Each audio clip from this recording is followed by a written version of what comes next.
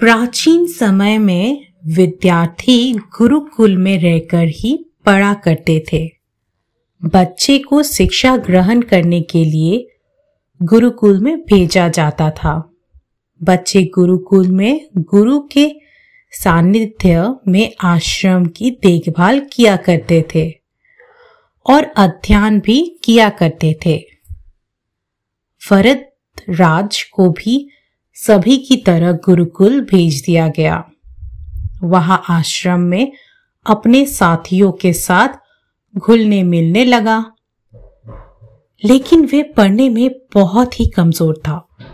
गुरुजी की कोई भी बात उसके बहुत कम समझ में आती थी। इसी कारण सभी के बीच वे उपहास का कारण बनता है। उसके सारे साथी अगली कक्षा में चले गए, लेकिन वो आगे नहीं बढ़ पाया। गुरुजी ने भी आखिर हार मानकर उसे बोला, बेटा भरद्वाज, मैंने सारे प्रयास करके देख लिए हैं। अब यही उचित होगा कि तुम यहाँ अपना समय बर्बाद मत करो।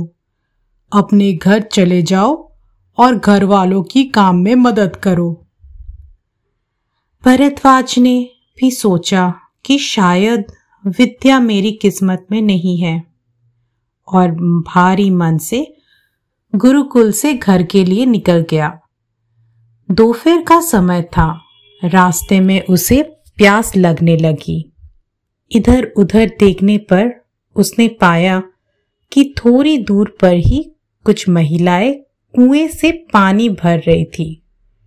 वे कुएं के पास गया। वहां पत्थरों पर रस्सी के आने जाने से निशान बने हुए थे।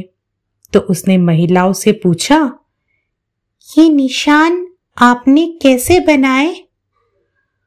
तो एक महिला ने जवाब दिया, बेटे, ये निशान हमने नहीं बनाए। ये तो पानी खींचते समय इस कोमल रस्सी के बार बार आने जाने से ठोस पत्थर पर भी ऐसे निशान बन गए हैं। वरदराज सोच में पड़ गया।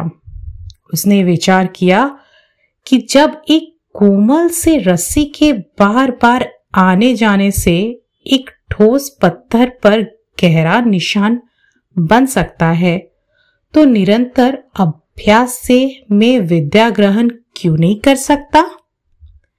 वरदराज ढेर सारे उत्साह के साथ वापस गुरुकुल आया और अथक कड़ी मेहनत की।